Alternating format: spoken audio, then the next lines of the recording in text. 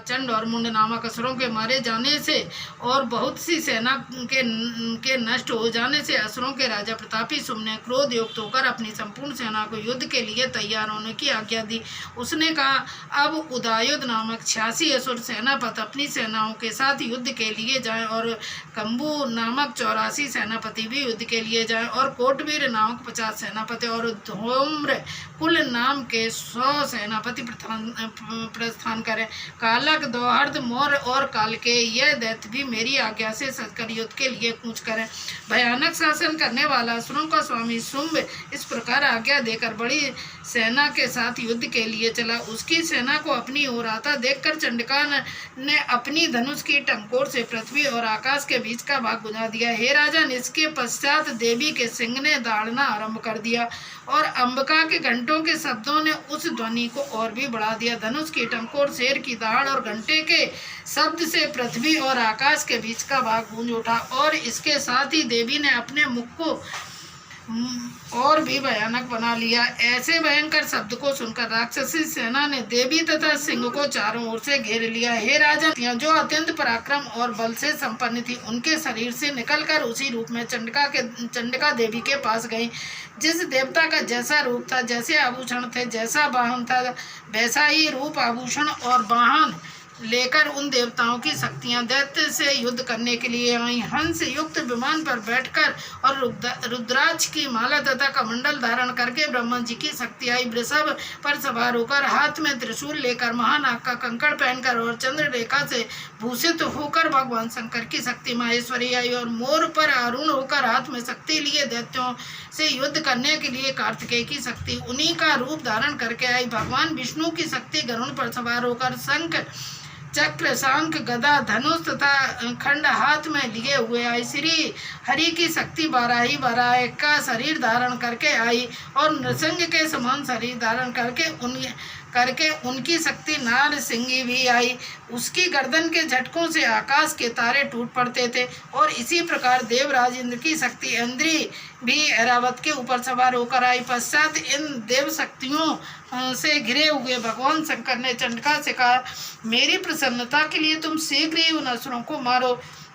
इसके पश्चात देवी के शरीर में से अत्यंत उग्र रूप वाली और सैकड़ों की धड़ियों के समान आवाज करने वाली चंडिका शक्ति प्रकट हुई।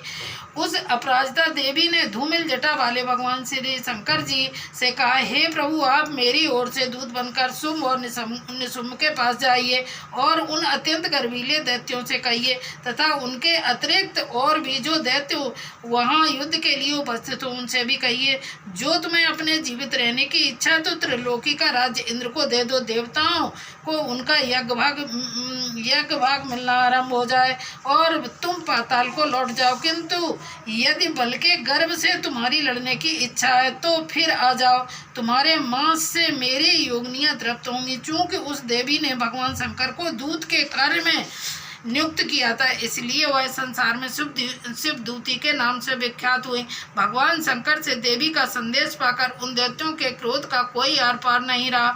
वह जिस स्थान पर देवी विराजमान थी वहां पहुंचे और जाने के साथ ही उस पर बाणों और शक्तियों की वर्षा करने लगे। देवी ने उनके फेंके हुए बाणों, शक्तियों, त्रिशूल और फरसों को अपने बाणों से काट डाला और काली देवी ने उस देवी के साथ आगे खड़ी होकर शत्रुओं को त्रिशूल से विदीर्ण करने लगी और खड्बाण से कुचलने लगी। ब्रह्मणी जिस तरफ दौड़ती उसी तरफ अपने कमंडल का जल छिड़क कर दैत्यों के वीर और बल को नष्ट कर देती थी और इसी प्रकार माहेश्वरी त्रिशूल से, वैष्णवी चक्र से और अत्यंत कोप वाली कौमारी शक्ति द्वारा असुरों को मार रही थी और इंद्री के बाजू के पर कितने ही राक्षसों की छाती को चीर डाला और चक्र की चोट से कितना ही को विदीर्ण करके धरती पर डाल दिया। बड़े बड़े राक्षसों को नारसिंगी अपने नखों से विदीर्ण करके भक्षण कर रही थी और सिंहनाद से चारों दिशाओं को गुंजाती हुई रणभूमि में विचर रही थी। शिवदूती के प्रचंड अट्टहास से कितने इस तरह क्रोध में भरे हुए मातृगणों द्वारा नाना प्रकार के उपायों से बड़े बड़े असुरों को मरते हुए देखकर राक्षसी सेना भाग खड़ी हुई और उनको इस प्रकार भागता देखकर रक्तबीज नामक महापराक्रमी राक्षस क्रोध में भरकर युद्ध के लिए आ गए। बढ़ा। उसके शरीर से रक्त की बूंदें पृथ्वी पर जैसे ही गिरती थी, तुरंत वैसे ही शरीर वाला तथा वैसा ही बलवान दैत्य पृथ्वी से उत्पन्न हो जाता था। रक्त बीज गदा हाथ में लेकर इंद्र के साथ युद्ध करने लगा। जब इंद्र लगा और उसकी प्रत्येक बूंद से उसके समान ही बलवान तथा महान पराक्रमी अनेकों दैत्य भयंकर रूप से प्रकट हो गए। जय माता दी।